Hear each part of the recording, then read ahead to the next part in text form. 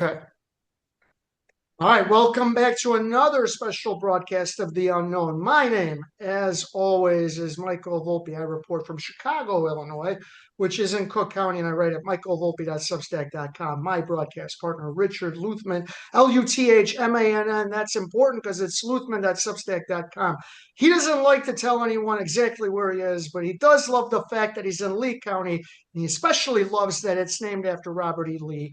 For some reason, he likes losers. But we are joined by New York City Councilman. Rich used to live there, and I think you guys know each other for a while. Frank Morano, you're a Republican. We'll talk about that. I didn't know there were any Republicans who could get elected in New York, but you've taken on, I think you can call it a cause, guardianship reform. Recently, you're one of the sponsors of a commission, but um, what's the deal? Why is the New York City Councilman looking at guardianship? Well, thank you, Michael, and always great to connect with you, Rich. Thanks for the opportunity to be on, and thanks for the opportunity to talk about this. So, my interest in this was sparked initially by the fervor over the Britney Spears case that got a lot of attention, and then I started doing segments about this on the radio. Until 6 or 7 months ago, I was a radio personality, which has been a guest on my show a bunch of times. And I was amazed at the sheer number of people in my listening audiences that were not celebrities, that were not famous, that were not related to someone famous, that had family members that were victimized by abusive guardianships. And then the issue started to get more and more attention. Karen Turk, who would be a great, Rich, you may know her as a Floridian, former Mrs. Florida. She's made this her cause. And it was a movie a couple of years ago, very, very fictionalized version of it, but it really did call attention I to the care a very lot. real problem with guardianships called I Care a Lot. And then in New York, this issue was totally highlighted again with the Wendy Williams situation. So I said, let me take a look at this. Obviously, we're very limited by what we can do because so much of this is preempted by state law.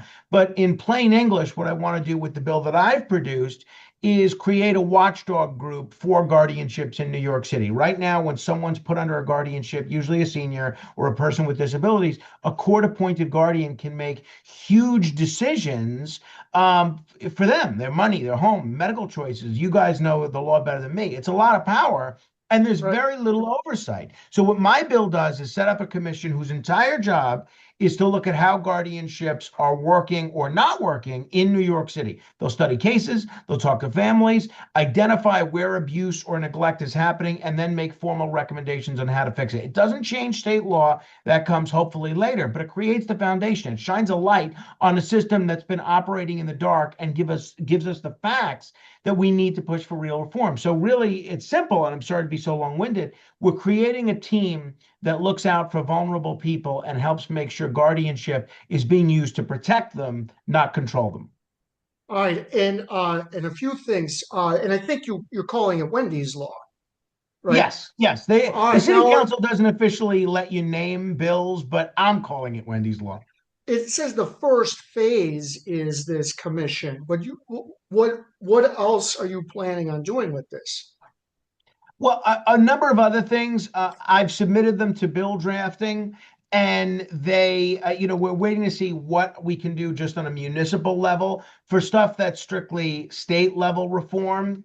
I'm going to introduce resolutions basically calling on the state to do it. But in terms of, what we do after the commission, I'd want to create a guardianship bill of rights, right? Basic protections that guarantee people can see their families, participate in decisions, and challenge a guardianship if their situation improves. By the way, I'm in touch with Wendy Williams about this. She's all for this and is eager to help bring this across the finish line. And then we're also looking at financial transparency and accountability. Guardians should have to give clear, itemized reports on how they're spending someone else's money, and there should be limits on excessive fees. Fourth, I want a city-run guardianship assistance program. We're calling it GAP to help families navigate the system and explore alternatives before they're thrown into a courtroom. And lastly, we're going to push Albany for the major state level changes that we need. So the commission's phase one. Okay. And I wanted to add just one thing. One of the first times that I did guardianship stuff was Rebel Pundit, Jeremy Siegel, who got out of the business. But Hmm. he basically said the same thing you did. After I did a couple, he said, you're on to something because I've never seen so many people reach out to me and say this is happening. It is a huge problem. And you do a few of these, and then you see just how huge the problem is. Rich, you're way too quiet, so you need to start talking. I thought he was disconnected. I've never heard Rich so quiet for so long. So, first, just a couple of clarification points. You're tackling Article 81 guardianship under the mental hygiene law in New York. Are you also going to be focusing on surrogate court guardianships? There's both areas of law that there are guardianships. Yeah, Is everything? I'm hoping to. That was my intent with the initial drafting. I was told that a lot of that was preempted by the state, but absolutely. When people think of guardianship, they usually think of Article 81 because that's where a lot of the horror stories surface. But surrogates courts guardianships, especially for minors and people with developmental disabilities, they deserve just as much attention. They're often handled differently, but with different procedures and different vulnerabilities. But the core issues are the same: transparency, accountability, and making sure the guardian is acting in the person's best interest. So, yes, the current legislation focuses on Article 81 because that's where the council has a clear ability to study the system and influence statewide reform. But the commission we're creating or hoping to create is empowered to look at all guardianship practices in New York City, including surrogates court. In fact, I expect surrogates court guardianship issues to hopefully be a big part of the commission's findings. Great. And Mike, you can throw up. There's a graphic there that shows the sponsors of this bill, and you have some wide-ranging support. I believe you have there are 8 co-sponsors on the bill, and there are Republicans and there are Democrats, And and it this looks like wanted to add Yeah, go you. ahead, Mike. This looks like something you did recently. This was introduced at the end of November, right? Yeah, a couple of weeks ago. Couple Right. of weeks ago, and already there's, and I have not lobbied a single member about this Mhm. individually. I have not emailed a single member asking them to sign on. The extent of what I've done in terms of advocacy on this is just to speak for about 2 minutes, saying this is a problem and I hope we can pass this. That's all I've done. And yet we've already got a diverse coalition of sponsors from all 5 boroughs, Democrat and Republican, not just Democrat and Republican, but far left Democrat and far right Republican. And I'm very pleased that the new speaker of the city council, or the speaker in waiting, she's one of my co-sponsors already. And so I'm hoping the fact that the next speaker is on board with this means that we have a good shot at getting this passed early next year. Yeah, and that's the point I was going to say, that Julie Menon looks like she's going to be the next speaker. It's all done, and you think that's going to? You've just said it's going to be a help to you there now. Yeah, I don't The see how it second, hurts. the second point on that is, do you have anything lined up in Albany? Because as we know, this is a state law reform that's necessary. As much as you can Yep. study the issue from under city politics and city law, the fact is you need Albany to sign off and either grant some authority or do reform itself. Are you talking to the subcommittee members up there? Are you talking to people generally? Has it been receptive? Where are you with that stuff? Candidly, where the Albany aspect of the conversation is in its infancy, we're kind of strategizing who the key subcommittee members and committee members to talk to in both houses are, ideally in the majority. So honestly, I haven't had those conversations yet. As Michael mentioned, we just introduced this bill about 2 weeks ago, but I'm hoping to do that right after the holidays. And are you going to talk to members of the judiciary as well? Because the surrogates court guardianships is a different animal as well. So that almost goes to the inherent powers of the surrogates court. So are you planning to sit down with the surrogates of the 5 boroughs? No doubt about it. And I'm hoping that once we can get hearings going on this issue, that we can invite surrogates from all 5 boroughs to testify with their perspective on what they've seen and what they'd suggest goes into future legislation. All right. Excellent. So And there are a bunch that are actually have legislators here. Matt Tatone on Staten Island was an assemblyman for That's many right. and are very big on law reform. So you have a good group of people to talk to in your fact find. Go ahead, Mike. Absolutely. Absolutely. What I wanted to add, Rich and I have covered a joint legislative committees on family court in both Arizona and Idaho. And one of the keys I thought was the breadth of hearings. And that's basically that's part of what you want the commission to be, is to hold hearings. Am I right? No doubt about it. Absolutely. That's going to be, one of the things that we see with the CCRB, and I have a lot of complaints with how the Civilian Complaint Review Board works in New York City, both in concept and in practice. But one of the things that we see is, even though it's not a board that necessarily has a lot of teeth, when they have hearings on something, just by giving breadth to an issue and bringing attention to an issue, sometimes it's not always for the best, they're able to bring about reforms about certain police practices. I'm hoping that this commission can do the same thing. Once we are able to highlight certain abuses that are far too common that the public may not be aware of, I'm hoping that just by highlighting them, we can maybe put a stop to them. Right. Frank Serpico is a hero of mine. I think the NAP commission, it's kind of the same thing. Absolutely. What a great example. And that's a perfect comparison. Right. There was obviously, I think, a lot more media attention before the NAP commission, but that continues it. Now, one of the keys to the family court reform committees was that they let the victims, and in this case, probably the victims' families, testify. I know that the politicians we spoke to, they were really moved by the stories they heard. I assume you want to bring the families of the people who were hurt by guardianship up, because that's the best way you learn about all the problems, because they're giving you the specific way the guardianship hurt them, as opposed to just in vague terms. Go ahead. Absolutely. That's definitely something that I'd like to do. And if there are either individuals or family members that can highlight how guardianships worked best and best practices of guardianships, we want to highlight that as well. I have no interest in creating a modern day Spanish Inquisition and just being the Grand Inquisitor and put these folks through some legislative trial. We want to make it so that people that are in need of guardianships in the future get the best care, and we learn what the best care is. And Frank, they say that the ounce of prevention is worth a pound of cure.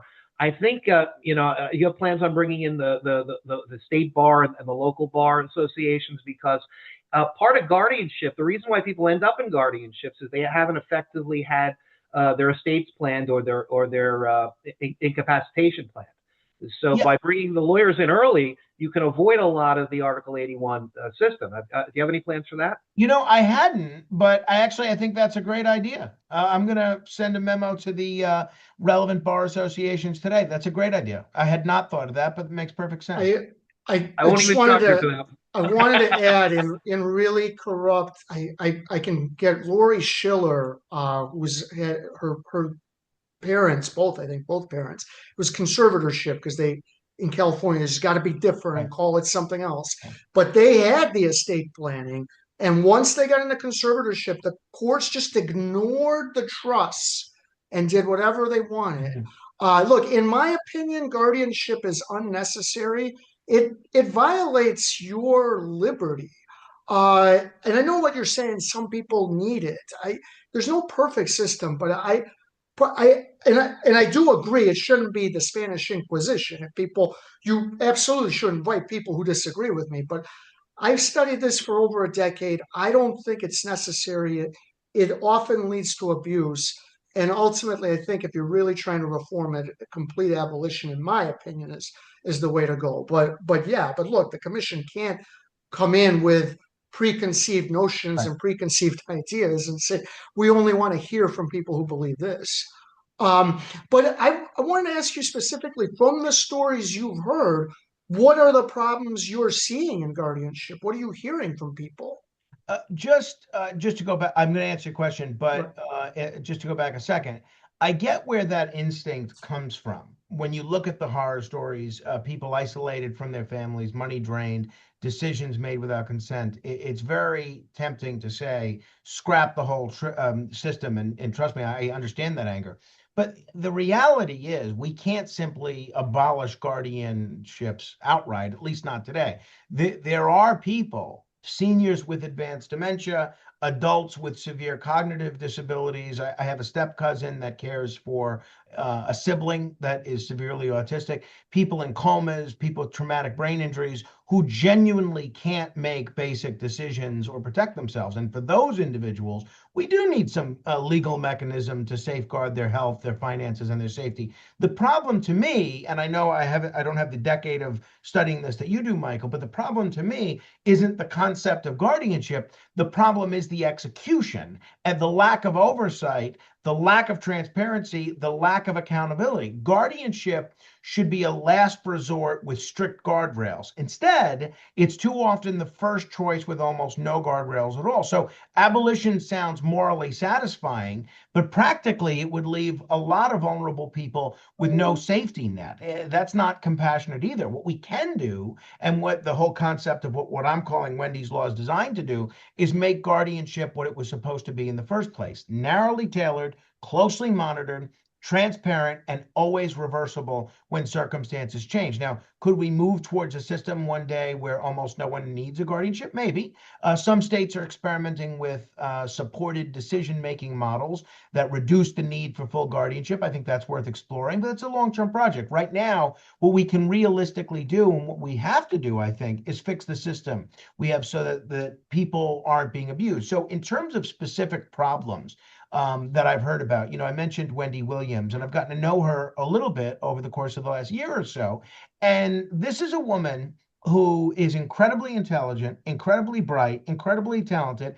And when I've talked to her, when we have lunch or when we speak on the phone, which, by the way, is very limited, she doesn't even have the liberty to have the kind of mobile phone that she wants. Even her phone communications are monitored. She is incredibly sharp. She is very much on top of what's going on in her life and what's going on in the legal system, the media landscape, and the world at large. And I listened to her talk about her guardian has total control over her money, which she spent a lifetime trying to earn, and she basically is in a prison. And that's someone that's a high profile example, but it's such a glaring example because so many people who watched Wendy on television or listened to her on radio, they felt like they knew her. So that's one example. The other examples that I've heard from people whose spouses are in these abusive guardianships that have called me on radio over the years and stuff. You have circumstances where folks that spend next to no time evaluating a subject are making what amount to life and death decisions about what kind of medical care they receive, about what happens to their money. And you don't get the sense that they're putting the time, effort, and attention into knowing their subjects that they probably should. Yeah, I agree. And I think I think it's up here. One of the first, one of the first guardianship stories I did was this guy, Norman Hughes. I don't have that article up, but his guardian, Keith Dobbs, who's now dead, and he was charged with a bunch of crimes. That was basically the deal. He was completely unqualified, and no one was looking over their money, and he was making all sorts of intimate decisions. You were wondering why he was given all of that power. And among the celebrities who wound up in guardianship was Casey Kasem, Mickey Rooney, Glenn Campbell, and Mm. others. And Kasem's story is horrible and completely mischaracterized. It was his Also, kid, Nichelle Nichols from Star Trek, same thing. right? She played Uhura. She was in that same boat. Right. Peter Falk, and Casey's story was mischaracterized. His kids with his first wife, who were written out of his will, which was obviously very significant, got mad, and it turned into a fight that turned into putting him into, I think, it's conservatorship because that was in California. So, like, if you were in all, if you, I think, because I think a lot of this stuff would need to be passed on the state level. I like the Bill of Rights. I think that's a good idea for a lot of different areas to have like a Bill of Rights. But besides that, like how would you address people who are really not qualified making a financial decision, being able to make a financial decision? How could that be addressed? If I were a state lawmaker, Hmm.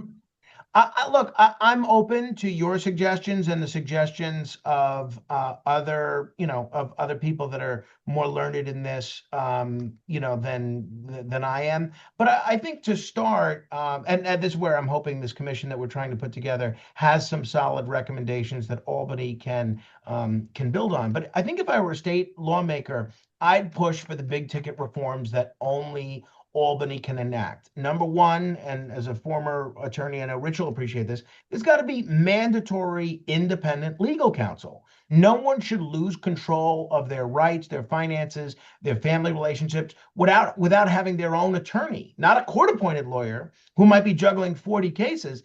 That alone would prevent a lot of abuse. Then I think there needs to be stronger judicial oversight. We can have a discussion about what that might actually look like. But I think too many of these guardianships are in the set it and forget it category. I'd like to require periodic judicial check-ins and real ones, not paperwork formalities. And if a guardian is neglecting or exploiting someone, the courts should have to act swiftly. I think there's got to be a lot of financial transparencies on the and some limits on the fees. Right now, guardians can bill thousands with very little scrutiny. I'd require itemized reporting, caps on fees, and a ban on self-dealing or steering business to your own company or your own law firm. If you're managing someone else's money, you should be held to the highest standard of accountability. In terms of what else, I'd love to see maybe a statewide guardianship oversight agency. New York has oversight for daycare centers, food trucks, even nail salons, but not for people empowered to take over your entire life. So I try to change that immediately. In general, I think we should be doing everything possible to avoid full guardianship. Some states, including a couple of the ones that you guys have highlighted, they already use supported decision making, which is a model that helps people make their own decisions with assistance rather than stripping away all their rights. That's the direction the future is headed. That's where I'd like to see New York go, especially when we see so much of the New York population, the baby boomers and the graying of America and the graying of New York, getting to a place where they're getting a little older.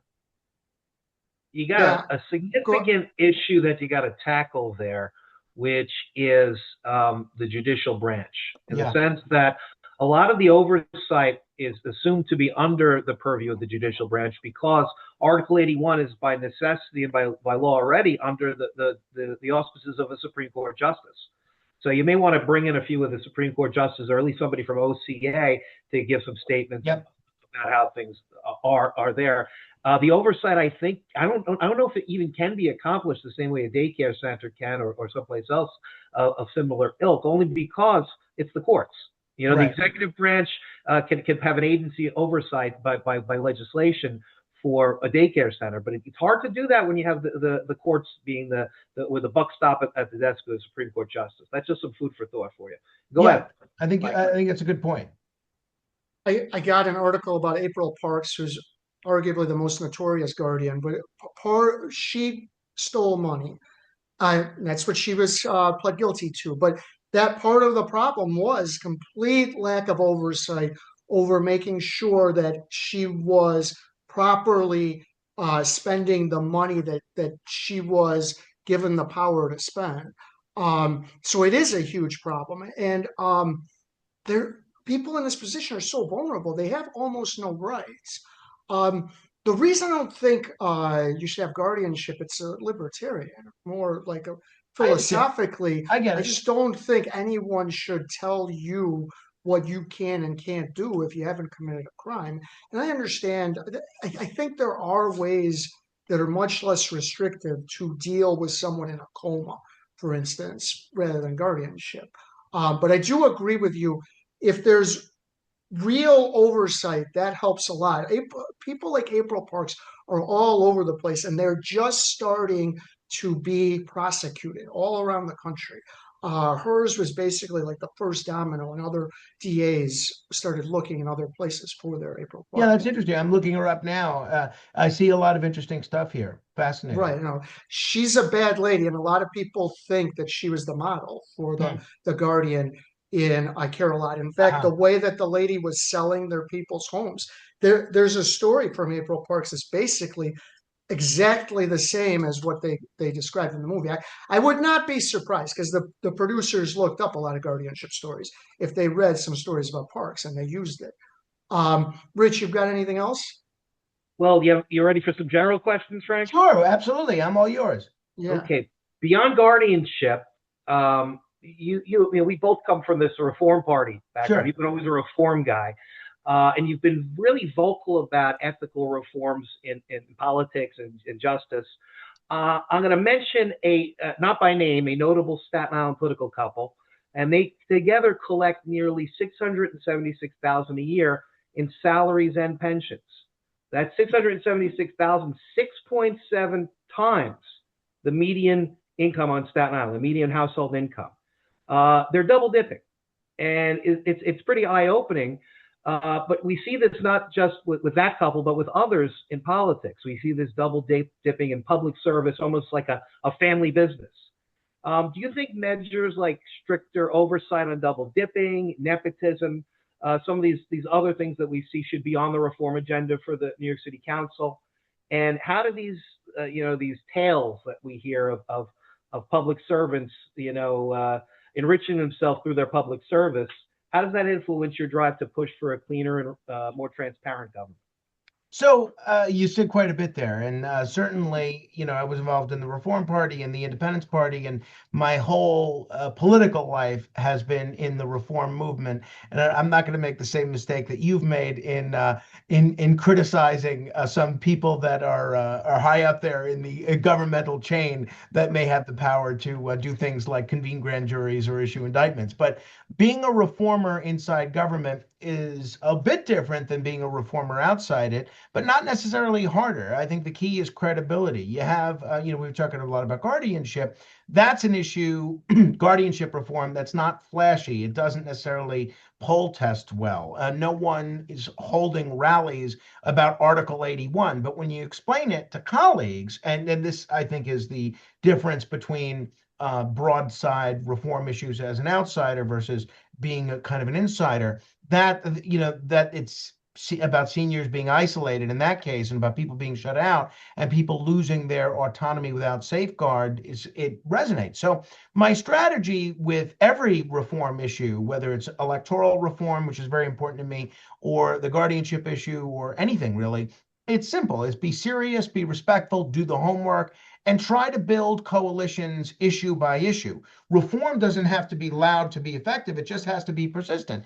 I've been criticized. I was criticized in some quarters yesterday for taking a picture with the Speaker of the City Council, the current Speaker of the City Council, who I vote against more than, as a percentage, more than any other member.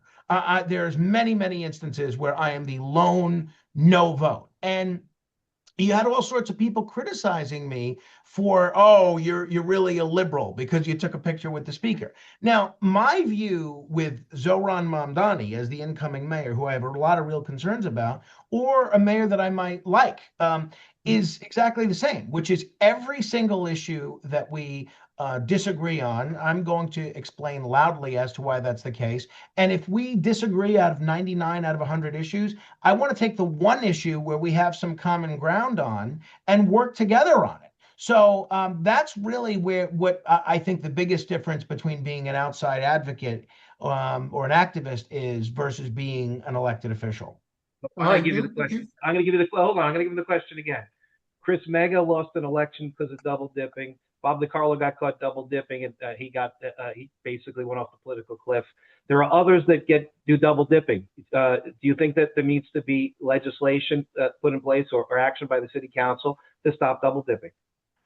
So I think there were a lot of factors in the Chris Mega election, that led to his demise. But we don't need to get into the specifics. It's a great one. It's one of those topics where I think people have very strong feelings, and understandably so. So I don't think, for starters, and I know this might not necessarily be what you want to hear, I don't think anyone should be demonized for the salary or the pension that they legally earned. If someone put in the years, did the work, and followed the rules, that's not a scandal. That's the system working the way that it was designed. But at the same time, the public's got a right to expect transparency and accountability from anyone in government. So when you have situations, including some of the ones you alluded to, where someone's collecting one public paycheck and also receiving another form of public compensation, I think it raises a lot of legitimate questions about whether the rules themselves make sense today. So it's not necessarily about blaming individuals, because I know what a wide audience you have, and aside from the people that are furious about me from talking to you to begin with,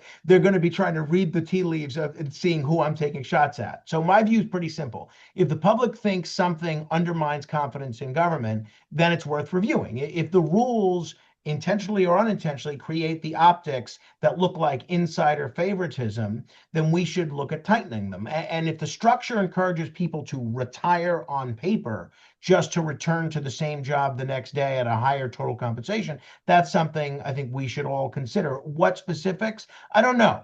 Again, I think the responsibility belongs with the system, not the people. We write the rules, elected officials, and if the rules lead to outcomes that don't feel fair to the average taxpayer, then it's incumbent upon us to fix them. For me, the common thread between this and the issue that we started with, guardianship, it's transparency. The public wants to know how decisions are made and how the money is spent. They want to know the system isn't being gamed. I think those are all perfectly reasonable questions. So yes, I'm all for having conversations about double dipping. Absolutely. Should we shame anyone who followed the law? Absolutely not. I think we change the systems fairly, thoughtfully, and without making villains out of people that didn't do anything wrong. Okay. Mike, what do you have? Greg, you said you got a few problems with Zoran. I'm assuming that was a little bit of a euphemism. Why do you think he won?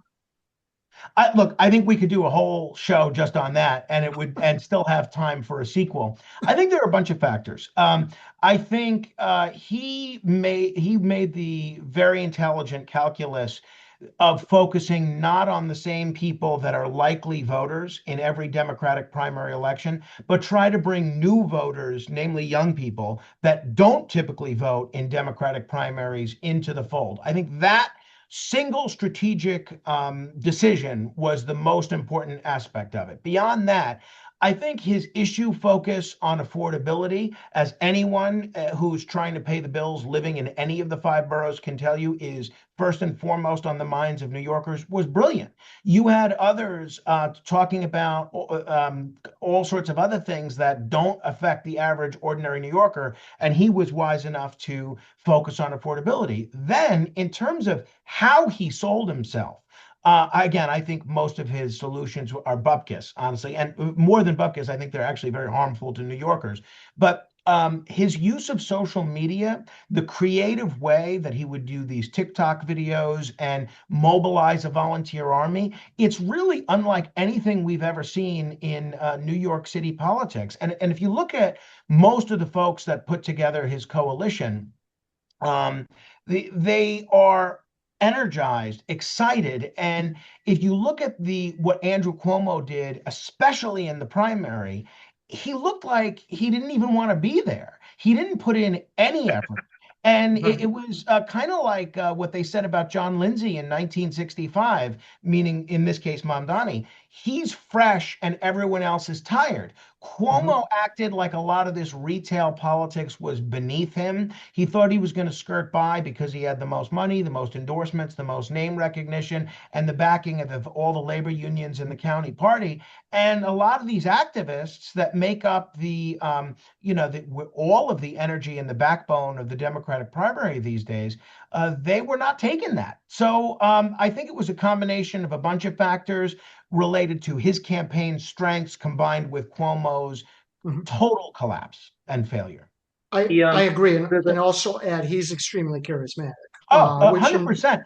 I see so many similarities between Mamdani's appeal as a political figure and the appeal of transformative movement politicians like Donald Trump Barack Obama, Ronald Reagan, John Right. F. Kennedy, and John Lindsay. And some people were surprised at how well Mamdani and Trump got along at the White House.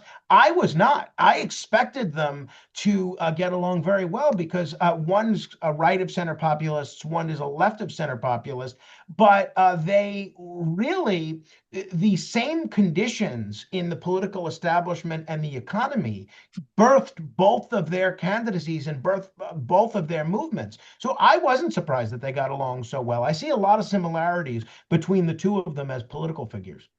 I'm going to tell you that one of the differences that I see. Everybody talks about Lindsay and makes the Lindsay comparison with Mamdani. I think the better comparison in American political history is the Know Nothing Party. I think that there's a difference between winning an election and then governing, and I think that we're seeing that already with the transition team. That there's a problem on the horizon. There's big problems on the horizon. That the same type, the Know Nothings. So the Know Nothings won in New York and in Chicago and some of the Maryland, Baltimore, and some of the big cities back in the 1850s because they had a good message and they got out there. But then when it came time to govern, the cities, they couldn't govern. And a lot of them didn't even finish their terms of office in municipal government. That's why the Know Nothing Party was only around for about 10 years because it was just a vast disaster. I think we might see echoes of that with the Mamdani administration. But we have a couple of minutes left, Frank, and I wanted to talk to you about what I think is a big issue, which is the New York 11 lawsuit that the Elias Law Group has brought to partition Staten Island, which has historically always been contained in a congressional district, one congressional district, split Staten Island down the middle into North Shore and South Shore, and put the North Shore with Manhattan in a Manhattan congressional district, and the South Shore, where you represent, with Coney Island. Do you have any feelings about that? I mean, yeah, go ahead. Quite a bit.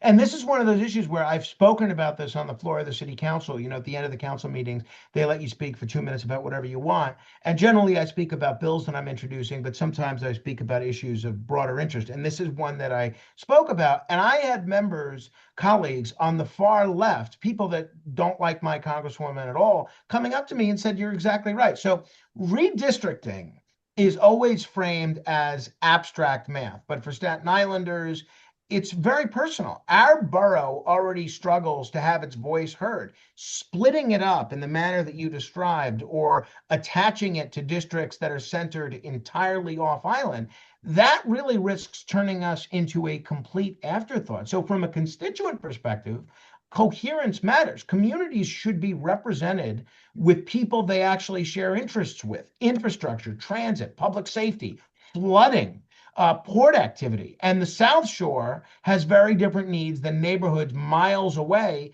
with completely different challenges. As a council member, my role isn't to litigate congressional maps, but it is to advocate for my constituents' interests, including making sure that Staten Island is not diluted or marginalized. When Staten Island speaks with one voice in Washington, whether it's when we're represented by Republicans or Democrats, it's much more effective than when we're carved up to serve someone else's political strategy. So I think this lawsuit and this attempt to redistrict Staten Island, it's blatant partisan politics. And look, I'm not excusing the attempts at gerrymandering where the Republicans are trying to do it around the country. I think that's bad too. But as someone that is poised to see our voice in Congress and our voice in Washington significantly diminished because of this partisan food fight, I think it's nonsense, total nonsense. Are you looking to intervene, or are you looking to give potential testimony? I'd like to. I'm going to reach out to the current Congresswoman. I think I have reached out and offered whatever assistance I can. And if there's an opportunity for my office and our legal counsel to intervene, I'd definitely like to. All right, I got one last question. I got to ask this. Milton Friedman said there's no such thing as a free lunch. I think the three of us agree. Mamdani runs on free childcare, free busing, free everything. What are we missing, or why did a majority of New Yorkers buy this? That you can just that no one's going to pay for childcare. It's just going to show up magically.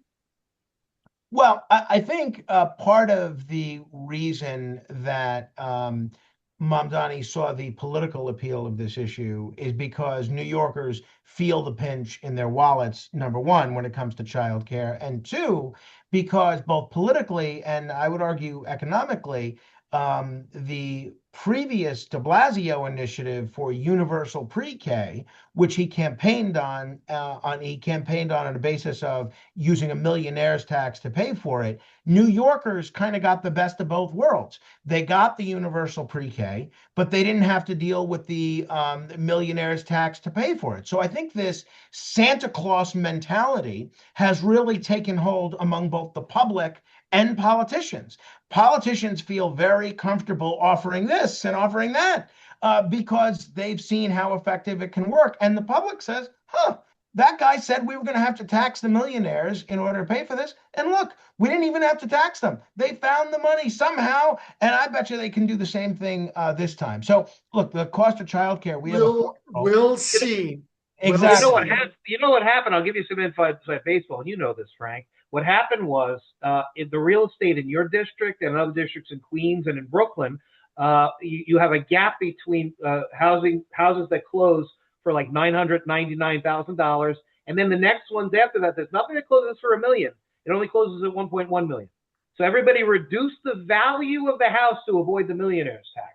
It was I don't know, a stupid, that's a good word, de Blasio idea that they didn't think that people would figure out, okay, if I add more money to the purchase price, I'm going to have to pay high tax. Well, what he was proposing was a tax on millionaires for income, but that would have required state approval, and that's where this. Well, listen, if you think you can just tax the very, very wealthy to pay for childcare, which I pay for, you have no idea how expensive childcare is. But we'll see. The thing about buying votes, it's easy to buy the votes.